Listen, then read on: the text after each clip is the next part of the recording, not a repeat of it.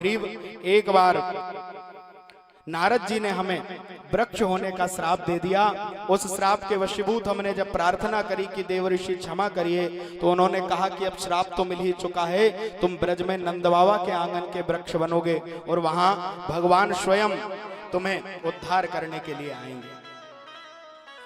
जैसे ही ब्रजवासियों को ये बात पता चली कि आज वृक्ष गिर गए और भगवान फिर बच गए, तो सारे के सारे गोप ग्वाल ब्रजवासी एकत्रित हो गए और मन में सोचने लगे कि जहां हमारे लाला को कष्ट है ऐसी जगह में अब हम नहीं रहेंगे। 6 दिन के थे, पूतना मासी आ गई और थोड़े बड़े हुए सक्टासुर आ गया और थोड़े बड़े हुए तृणावर्त आ गया, एक के बाद एक राक्षस आ रहे हैं। आज ये वृक्ष गिर गए, ऐसी जगह हमें नहीं रहना, कहां चले?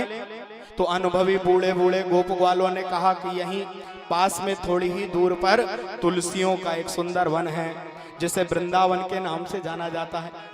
पुलिन पावनी यमुना वहां प्रवाहमान हो रही हैं, गिरिराज पर्वत वहां पर महाराज मस्तक बन के खड़ा हुआ है, बहुत सुंदर स्थान है। सारे के सारे ब्रजवासियों ने उसी समय गोकुल को छोड़ा, अपने अपने छकड़ों पर सारा सामान रख लिया और भगवान को लेकर के ये सभी गोप ग्वाल वृंदावन की ओर आगे आने लगे। आपस में चर्चा कर रहे हैं।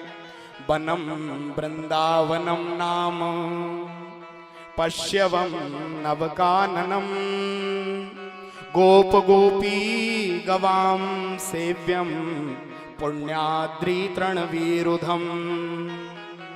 वृंदावन में यमुना है, वृंदावन में गिरिराज है, वृंदावन में अद्भुत तुलसियों का सुंदर वन है। हमारी धेनु वहीं चरेंगी, हमारी गैया पानी पीने के लिए यमुना में चली जाएंगी।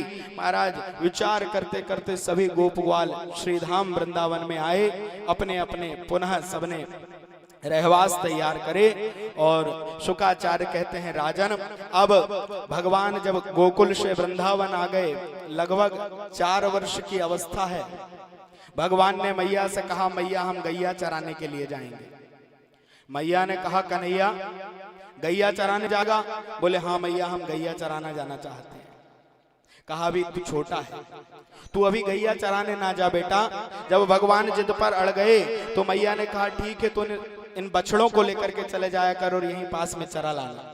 भगवान बछड़ों को लेकर के गए। शुकाचार्य कहते हैं, राजन जब भगवान बछड़ों को चराने के लिए गए, कंस का भेजा हुआ अगला दैत्य नाम है वकासुर बगुला बन करके आया, चोंच से भगवान के ऊपर प्रहार करना चाहता था, फाड़ करके 2 भाग कर दिए। बोलो असुर निकंदन भगवान की जय। अघासुर नाम का एक दैत्य है, वह आया, भगवान ने उसका भी उद्धार किया और उसके पश्चात ब्रह्मा जी के मान को भंग किया है भगवान ने।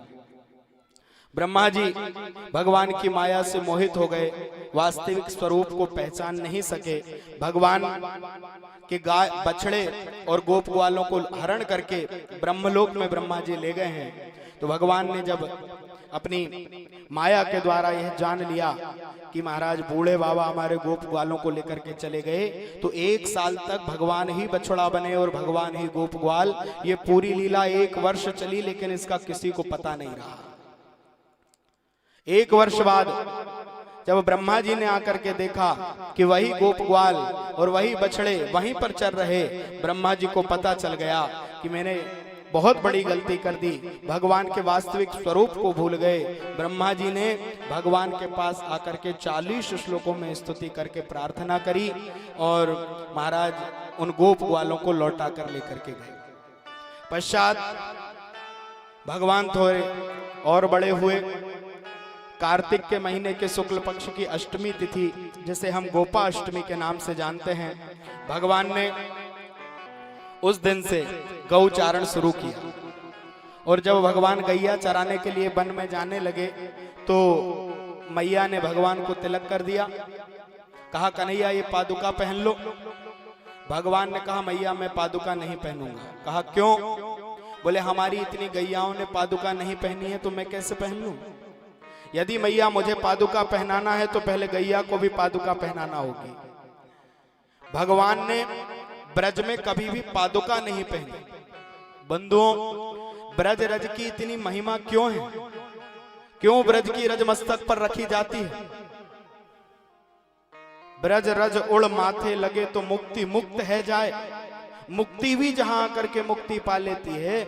उस ब्रज रज की महिमा बहुत अधिक इसलिए है कि वहां पर भगवान नंगे पैर रहे हैं, भगवान ने पादुका नहीं पहनी। और संतों का, विद्वानों का कहना कि ब्रजरज जो है वो राधा और कृष्ण के चरणों से अभिषिक्त है। आप उस रज को उठाकर देखिए, उसका एक कण काला, एक कण सफेद, एक कण काला, एक कण सफेद, ऐसी अद्भुत रज है।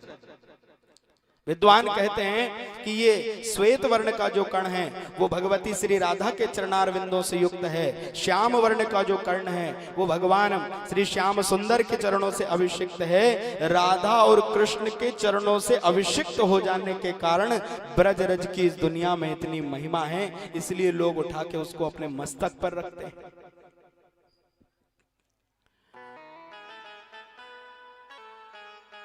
शुकाचार्य कहते हैं, राजन, भगवान ने लीला को आगे बढ़ाते हुए और कंस के भेजे हुए एक एक असुर को अपने धाम का अधिकारी बनाया।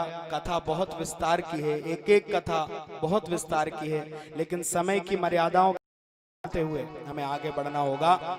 भगवान ने काली नाग पर कृपा करी तो गई, यमुना जल का पान किया, मूर्छित होकर के गिर गई। भगवान ने अपने पीतांबर को लेकर कमर में बांध लिया। बात गौ माता के ऊपर आ गई है। काली, अभी तक सारे अपराध तुमने किए, हमने ध्यान नहीं दिया, लेकिन अब मेरी आराध्या गौ माता पर बात आ गई है, अब तुम्हें छोड़ा नहीं जाएगा।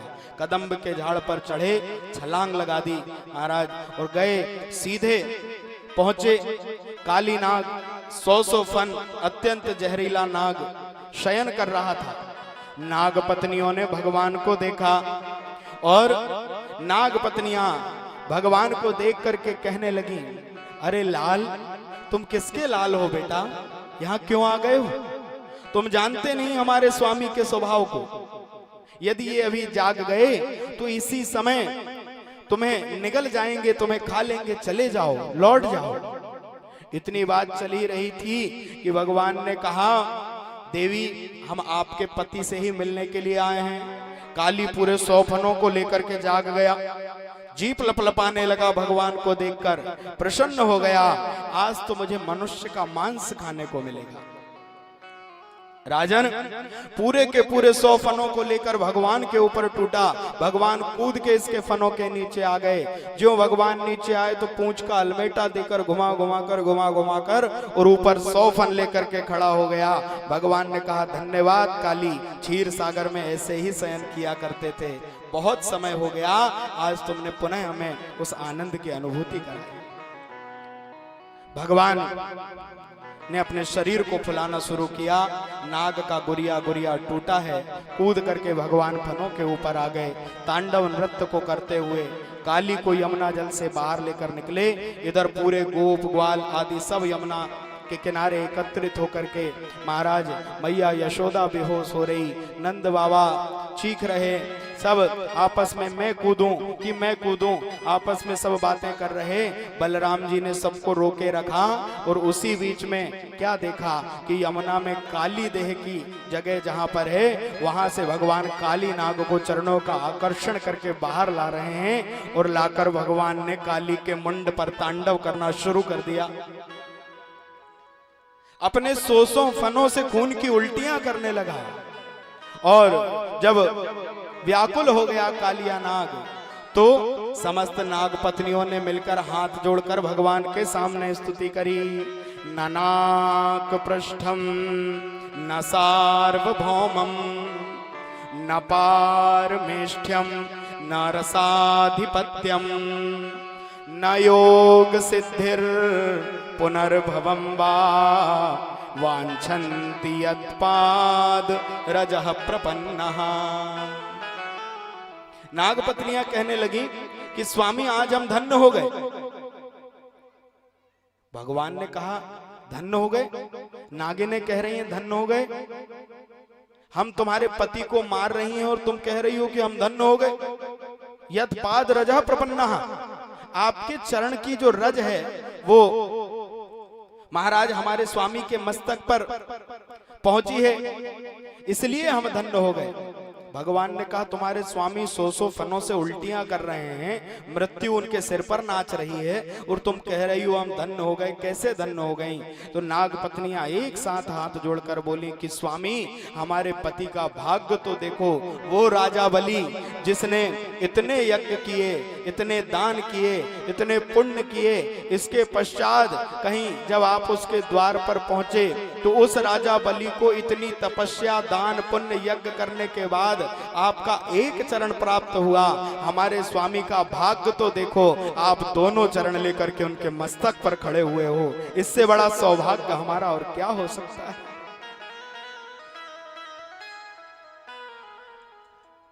काली नाग ने भगवान के स्वरूप को पहचान करके भगवान से प्रश्न किया, वयम खलाह सहोतपत्या तामसा दीर्घमन्यवः स्वभावो दुस्त्यजो नाथ लोका नाम यद सद्ग्रह। हमारे अंदर विष किसने भरा? हमारे अंदर बदला लेने की भावना किसने बनाई? भगवान ने कहा हमने। विष किसने भरा? भगवान ने कहा हमने।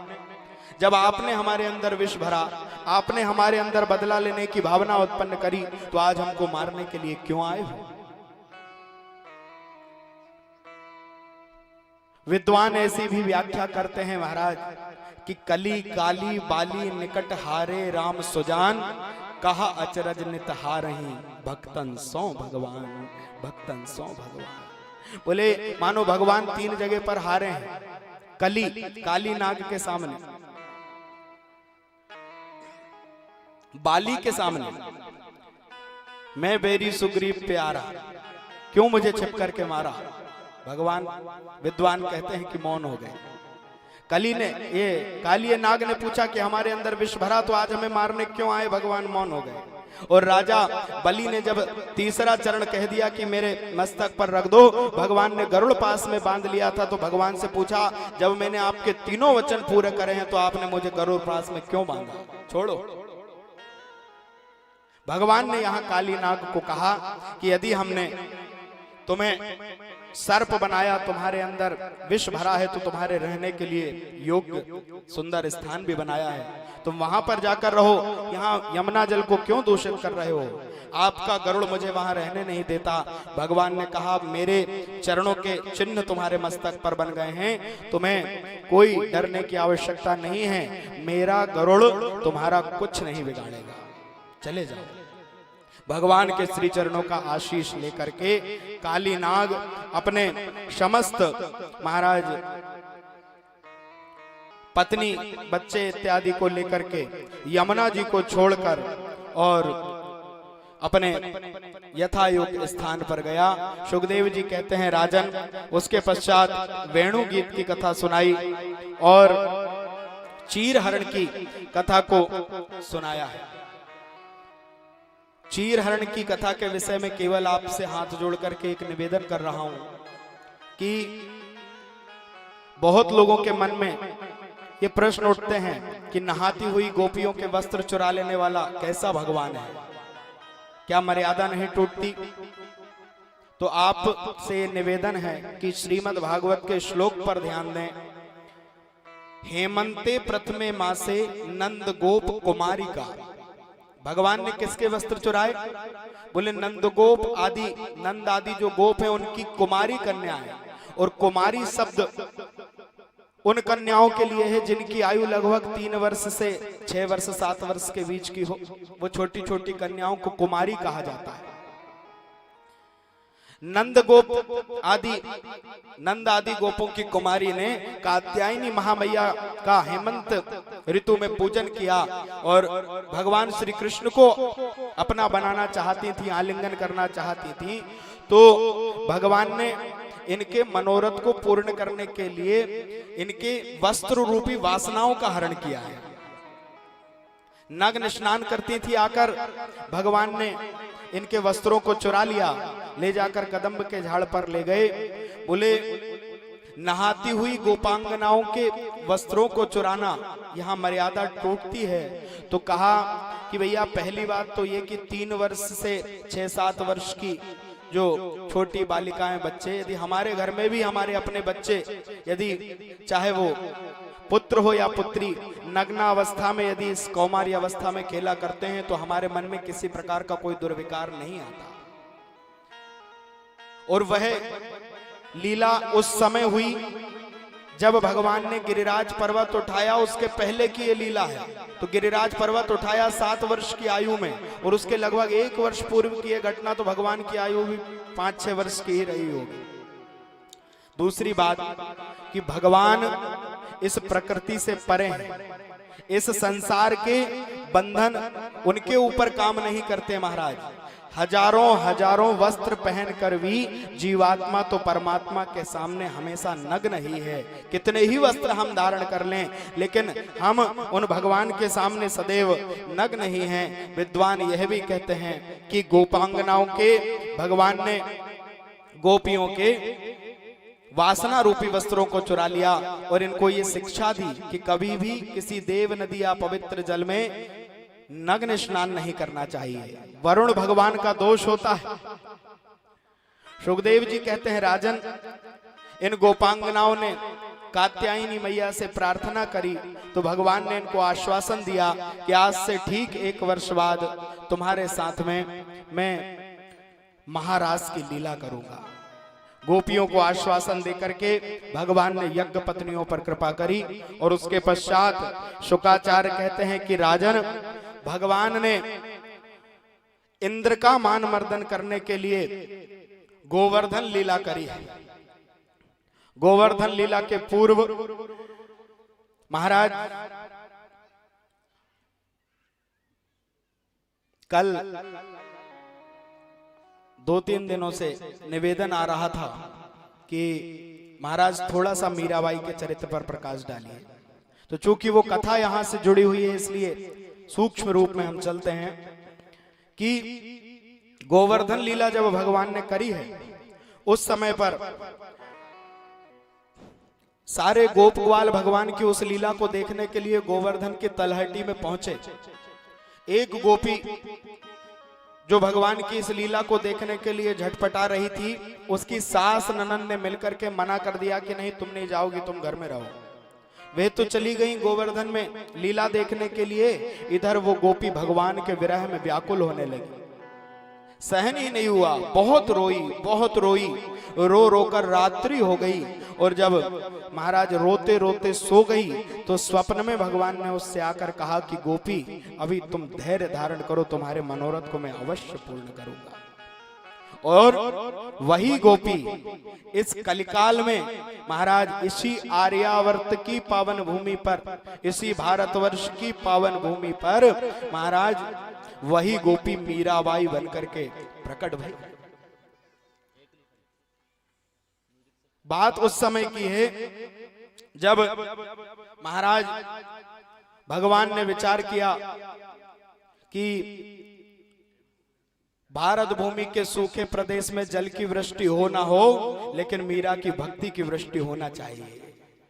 ये विचार करके भगवान की कृपा भई और आर्यावर्त के भारत भूमि के राजस्थान प्रदेश के जोधपुर जिले में एक मेड़ता नाम का गांव है, वहां पर मीराबाई का जन्म हुआ।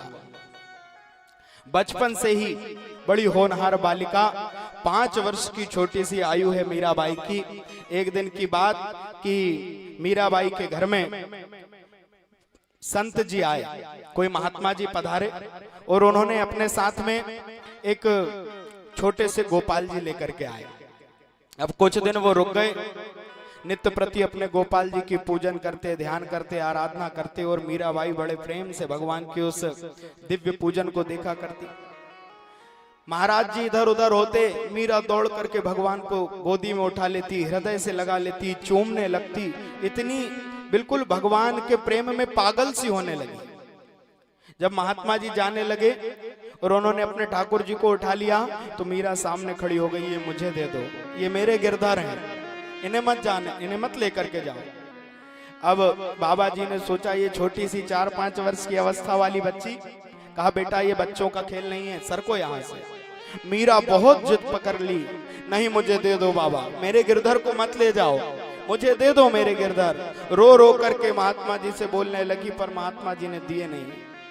इधर महात्मा जी भगवान को लेकर के चले और मीरा पूरी रात महाराज उस बाल्य अवस्था में रोती रही। भगवान की विरह में इतना रोई कि स्वप्न में भगवान जाकर के महात्मा को दिखे, साधु तुम्हारे भाग्य में जितनी सेवा थी वो हो गई, मुझे जल्दी से मीरा के पास छोड़ करके आओ। रात्रि में ही स्वप्न देख करके उठे महाराज और दौड़े मेड़ता में पुनः वापस आए। मीरा कहाँ है, मीरा कहाँ है? रो रो करके आंखें सूज गईं। महाराज भगवान के विरह में व्याकुल थी। मीरा तपस्या मैंने करी, मुझे लग रहा है कि अब फल तुझे मिलेगा। आज भगवान ने स्वप्न में आकर के मुझसे ऐसा कहा। आकर के मीराबाई को उनके छोटे से गिरधर गोपाल सौंप दिए और अब तो दीवानी हो गई मीरा भगवान की। हर पल हर समय गिरधर साथ में है, गोपाल साथ में है। घटना एक दिन ये घटी कि अपनी दादी के साथ में पड़ोस में कहीं विवाह हो रहा था, वहां पर मीराबाई पहुंच गई और जब देखा कि महाराज घोड़ी पे चढ़ के दूल्हा आ रहा है, सब लोग नाच रहे हैं, बड़ा भव्य माहौल है, तो अपनी दादी से पूछ लिया कि दादी मेरा विवाह कब होगा मेरा विवाह किसके साथ होगा? तो अब छोटी सी कोई बालिका 4-5 वर्ष की दादी ने भी सहज भाव में कह दिया कि बेटा तेरा विवाह होगा। मेरा विवाह किससे होगा? बोले तेरा विवाह तेरे गिरधर से होगा। अब दादी नहीं जानती थी कि मैंने ये क्या कह दिया मीरा के सामने। सहज भाव में दादी कह गई कि तेरा विवाह गिरधर के साथ में होगा। इधर दादी ने बोला और मीरा ने हृदय से लगा करके भगवान को अपना पति मान लिया। आयु बढ़ी और जब विवाह योग्य मीराबाई हो गई तो महाराज विवाह की बात उठी कि अब मीरा का विवाह कर देना चाहिए। बहुत मना किया कि मेरा विवाह मत करो, मैं कहीं विवाह करना नहीं चाहती, लेकिन घर वालों ने मीरा की भक्ति को पहचाना नहीं, माने नहीं। और उसी समय महाराज मीरा के विवाह के लिए मेवाड़ के राणा भोजराज का प्रस्ताव आया। इन्होंने सहर्ष उसको स्वीकार किया और मेवाड़ के राणा भोजराज भव्य बारात लेकर के बड़े राजसी ठाट बाटों में मीराबाई का विवाह हुआ। विवाह हो रहा है, फेरे पड़ने वाले हैं। गिरधर मीरा की गोद में बैठे हुए हैं। अपने पिताजी से कह दिया कि पिताजी यदि दहेज में कुछ देना चाहते हो तो मेरे गिरधर मेरे साथ में रहने देना। दुनिया को दिख रहा है कि राणा भोजराज के साथ में मीरा का विवाह हो रहा, लेकिन अपने गिरधर को अपने आगे कर लिया और महाराज फेरे में भगवान के साथ 7 फेरे लेकर के और उनको ही पति मान लिया। भगवान के प्रेम में पागल मीराबाई जैसे ही भोजराज राणा के यहां पर बारात पहुंची और मीरा ने प्रातः काल भोर में उठकर भगवान के भजन गाना शुरू कर दिए, तो उसी समय आकर के महलों में रहने वाली अनेक दास दासियां और राणा के समस्त स्नेही स्वजनों ने समझाया कि ये सब यहाँ नहीं चलेगा, ये पागलपन तुम्हारा। सुबह से उठकर भजन गाने लगी, ये बिल्कुल ठीक नहीं है। मीरा को बहुत समझाया, बहुत बोला। महाराज अब मीरा जो अपना सर्वस्व भगवान को समर्पित कर चुकी, कहां इनकी बात सुनने वाली थी। देवी पूजन करके घर में आए और आकर के महाराज माताओं ने कहा कि मीरा अपने पति के पैर पड़ो, मस्तक झुकाओ अपने पति के चरणों में। मीरा ने कहा कि नहीं, अब ये मस्तक नहीं झुक सकता। क्यों? बोले मस्तक अब ये किसी के चरणों में नहीं झुक सकता। मस्तक झुकेगा तो केवल वो चरण एक ही होंगे, मेरे तो गिरधर गोपाल, दूसरो न कोई, जाके सिर मोर मुकुट, मेरो पति सोई, मेरो पति सोई। अब ये मस्तक किसी के आगे नहीं झुक सकता। तुलसी मस्तक जब झुके तब धनुष बाण हो हाथ। तुलसीदास जी की भी कथा आती है ना कि एक बार वृंदावन में गए और जाकर के महाराज बांके बिहारी के दर्शन के लिए संत मंडली के साथ में गए, तो जाकर भगवान का दर्शन करने के लिए गए। अब प्रणाम नहीं किया। प्रणाम करने के पूर्व ही तुलसीदास जी ने भगवान से बोला कि क्या यहाँ खड़े रह के बंसी बजाते रहते हो, ये बंसी बजाने का समय नहीं है।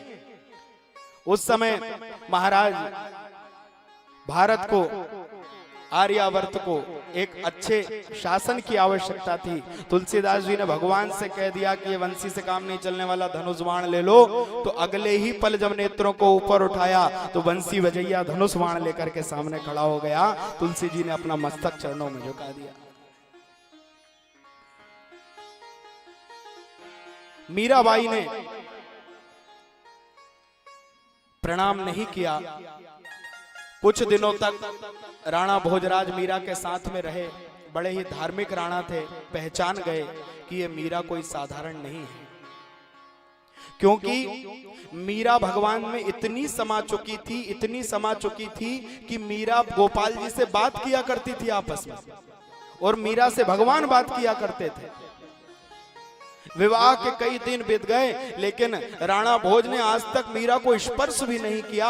एक दिन की बात, रात्रि के समय मीरा से कहा कि मीरा मैं जानता हूं कि तू भगवान की बहुत बड़ी भक्त है, गिरधर को अपना मान चुकी है। मीरा, तेरे भगवान का मुझे एक बार दर्शन करा देगी? मीरा ने कहा, राणा जी दर्शन तो जरूर कराऊंगी, लेकिन उसकी एक शर्त है। क्या? बोले, दर्शन करने के बाद हमारा और तुम्हारा पति पत्नी का संबंध समाप्त हो जाएगा, यदि ये शर्त स्वीकार है तो कहो। राणा भोज ने सोचा कि आज नहीं तो 50 वर्ष बाद होगा, 70 वर्ष बाद होगा। कह दिया, ठीक है मीरा, तू तो दर्शन करा दे। और रात्रि में मीरा ने भगवान को बुलाया और भोजराज ने भगवान का दर्शन किया। महाराज अपने नैनों से भगवान को निहारते हुए भगवान का दर्शन करके और पांच भौतिक देह की यात्रा ही समाप्त कर दी राणा भोज। प्रातः काल जैसे ही लोग उठे और पूरे नगर में पता चला, अब तो महाराज ये कुल नाशनी है, ये कुल कलंकनी है, इसने अपने पति को मार डाला। लोग, जमाने के लोग मीरा के ऊपर अनेक आक्षेप करने लगे, अनेक उंगलियां उठने लगी, ये हत्यारिणी है, इसने अपने पति को मार डाला। तरह तरह की बातें होती रहीं और तुरंत ही राणा, जब महाराज भोजराज के समस्त क्रियाकर्म इत्यादि हो गए, तो अब गद्दी पर बैठा राणा विक्रम, और ये मीराबाई का बहुत बड़ा विरोधी था, बहुत बड़ा दुश्मन था। मीरा से इसने पहले ही दिन बैठते कह दिया कि अब ये कुछ नहीं होना चाहिए, बहुत तमाशा हो गया, ये सब अब बिल्कुल नहीं चलेगा। राणा विक्रम ने मीरा को बहुत समझाया। मीरा महाराज राणा विक्रम की बातों को सुनती रही और कह दिया कि मैं नहीं मानो राणा थारी, मैं वर पायो गिरधारी। राणा, मैं तेरी कोई बात नहीं सुनने वाली। यदि तुझे मेरा संग पसंद नहीं है तो आज छोड़ दे, और जिसे मेरा संग पसंद नहीं है वो मेरा संग छोड़ दे, लेकिन मैं गिरधर को छोड़ने वाली नहीं, मैं अपने भजन को छोड़ने वाली नहीं। राणा ने कहा कि ठीक है, इसको ले जाओ, राजमहल में रहने लायक नहीं है, ले जाओ। और इसको पास में ही एक खंडर था जहां पे भूत रहने लगे, बहुत पुराना, कई मृत्युएं जिसमें हो गई। उस बड़े से राजभवन के ही एक खंडर में जहां पर भूत प्रेत निवास करते, कोई नहीं जाता, मीराबाई को धक्का दे करके उसके अंदर छोड़ दिया गया। और जैसे ही मीरा को अंदर छोड़ा, द्वार बंद हुआ कि मीरा ने मन में सोचा, ये तो बहुत अच्छा हुआ, अब इन लोगों की कोई झंझट नहीं, अकेले भजन करूंगी। और भूत घर में महाराज पुराने समय में उस भूत घर के अंदर ही कहीं ठाकुर जी का स्थान, और मीराबाई अकेली खड़ी है, एकली खड़ी है, कोई नहीं है साथ में, अकेली मीरा। महाराज राणा अपना काम कर रहा, दास दासी राजमहल में सब अपना काम कर रहे, और अपने सांवरिया को एकली खड़े होकर मीरा वहां से महाराज अकेली खड़े होकर के अपने सांवरिया सेठ को पुकार रही है। आओ मीरा के साथ मिलकर के अपने तार भगवान के चरणों से जोड़े महाराज।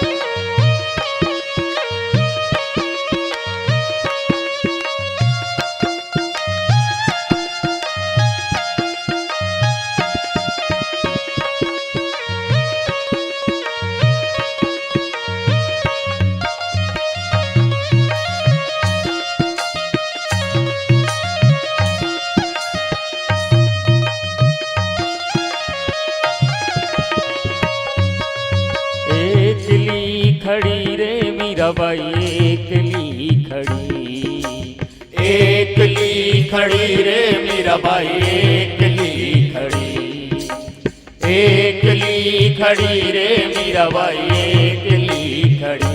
हो मोहन आओ तो सरी, गिरधर आओ तो सरी, माधव रे मंदिर में मीराबाई एकली खड़ी। हो मोहन आओ तो सरी, गिरधर आओ तो सरी, माधव रे मंदिर में मीराबाई एकली खड़ी।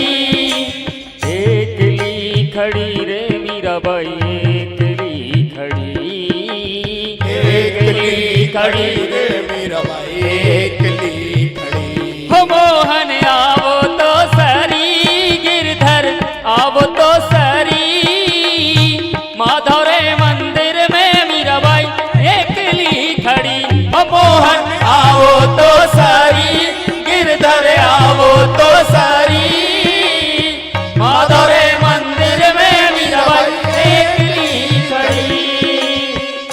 ताली सेवा के साथ अकेली खड़े होकर मीरा भगवान को पुकार रही है, गोपाल गिरधर जल्दी आ जाओ।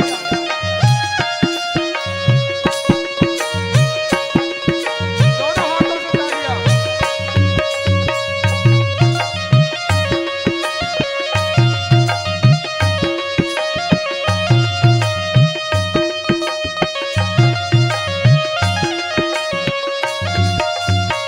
कहवे तो सावरा मैं पुष्पहार बन जावा, देखे वो तो सावरा मैं पुष्पहार बन जावा, कहे वो तो सावरा मैं पुष्पहार बन जावा, देखे वो तो सावरा मैं पुष्पहार बन जावा। कंठ में पहरे सावरो रे, कंठ में पहरे सावरो रे, हिवड़ा में रम जाओ, बाके हिवड़ा में रम जाओ। मोहन आओ तो सरी, गिरधर आओ तो सरी, माधव रे मंदिर में मीराबाई एकली खड़ी। हो मोहन आओ तो सरी, गिरधर आओ तो सरी, माधव रे मंदिर में मीराबाई एकली खड़ी। सभी बैठे लोग ताली सेवा करें, मीराबाई भगवान को पुकार रही है।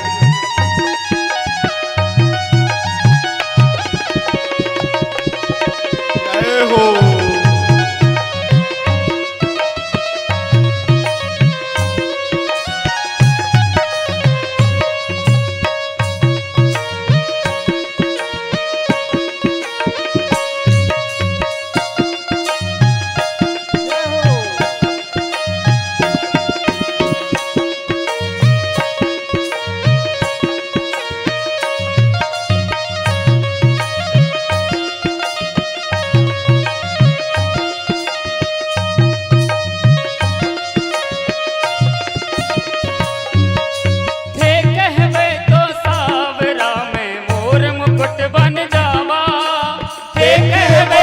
सावरा में मोर मुकुट बन जावा, पैरण लागे सावरो रे, पैरण लागे सावरो रे, मस्तक पर रम जावा रे, मस्तक पर रम जावा। मोहन आओ तो सरी, गिरधर आओ तो सरी, माधव रे मंदिर में मीराबाई एकली खड़ी। मोहन आओ तो सरी, गिरधर आओ तो सरी, माधव रे मंदिर में मीराबाई एकली खड़ी।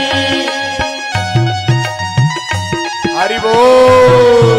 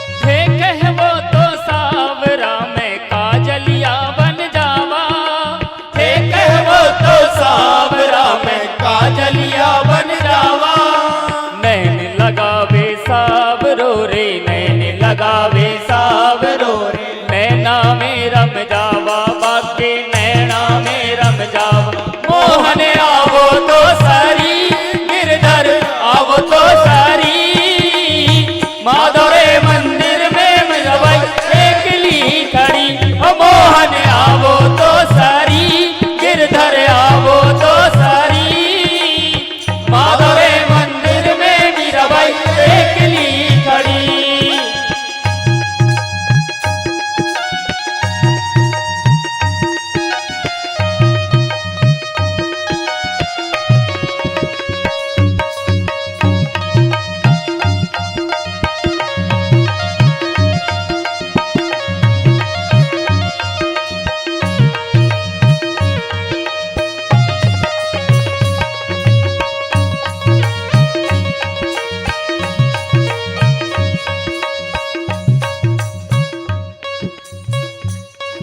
शिव संकल्प साहित्य परिषद हाउसिंग बोर्ड कॉलोनी नर्मदापुरम से हमारे परम आदरणीय गुरु मोहन जी गुरु यहाँ उपस्थित हुए हैं। हमारे इस वर्ष के वक्ता हर्षद